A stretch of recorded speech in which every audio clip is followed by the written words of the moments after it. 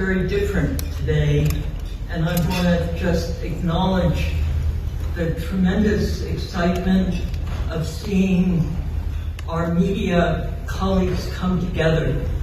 It reminds me of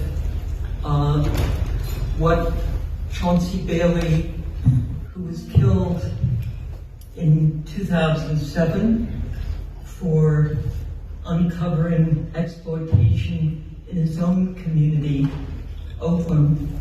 He worked then for the Oakland Post. What he said at his last public speech, and that was, ethnic media are fingers on a hand. When they come together, they're a fist. Well, I would suggest when all of us come together, people say print media is dying, by which I think they mean serious news-driven reporting. Well, look at this room. We look like California, and we are together. So, thank you.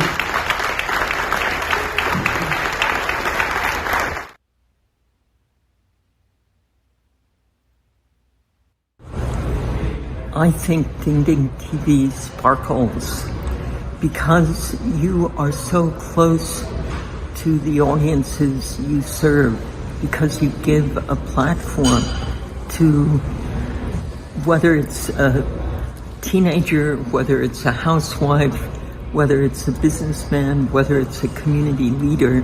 You are always interested in bringing their voices out and hearing what they think about the issues. You have a wonderful capacity, Diana, to make people feel confident enough to speak publicly. And it is a very scary thing to speak publicly. You have to have trust in the person who asks you to speak publicly. And every week I see you bring people out to speak to a wider public, and I think you're a great communicator.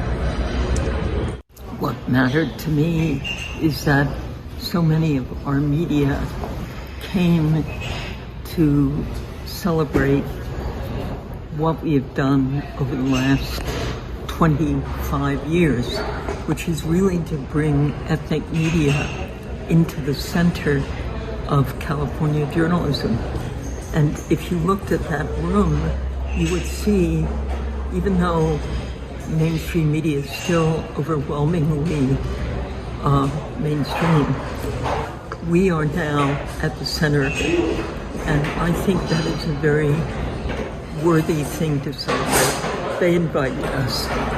We have been for a long time saying only the stories of ethnic media can be told by ethnic media. We need to work together with all media so that our stories have a bigger reach.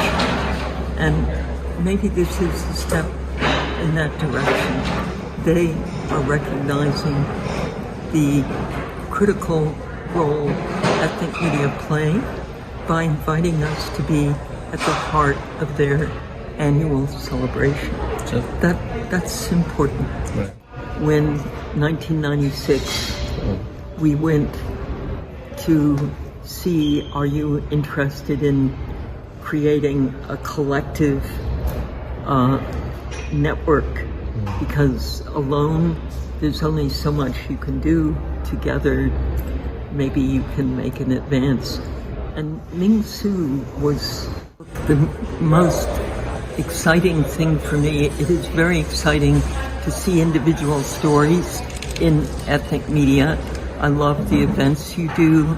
I love the story I just read in India Currents. I think the Philippine News does an excellent job of reporting, but nothing makes me more excited than efforts that show us working together. So I loved the fact that we have been doing this series of mixed-race marriage portraits, because this is really the multicultural California that Our ethnic media network represents, reports on, documents, and tells the stories from the inside out. That collaborative effort, which you see when you look at all the different profiles of mixed race marriages, that is the future. That is the epic story of California. For all the hate crimes that have increased, more powerful is the story of people coming together, finding each other, and loving each other across all the color lines. Thank you. Ethnic media do not have an equal standing when it comes to the way government, which is the 20th biggest advertiser in the country, invests its awareness campaigns. We still don't have an equitable recognition and investment in proportion to the audiences we reach. To the extent that we're not equal, our audiences are disrespected. So we need the help of CNPA to bring greater recognition with the government agencies, but also corporate advertising, which continues to, I think corporate advertising is more difficult to get because it's so diffuse, it's so spread out. Whereas government, I see, really has an obligation, because without us, they can't communicate to audiences that they need to communicate to. And the pandemic made that very clear. The census made it very clear. But still, every time they have a big new campaign, like now it's drought, now it's heat, now it's climate, the investments go through advertising and PR firms, and I feel I'm back at the beginning, having to educate them. This paper is important. You think it only reaches 10,000 Burmese, but nobody else does. In other words, we haven't yet reached that tipping point, but having CNPA as, let's say, a partner instead of a sponsor, it felt more today like they really wanted us to be partners. It's a plus. We need all the allies we can get. But the biggest challenge, I think, is the same challenge, which is to break through a stereotype about ethnic media that it's somehow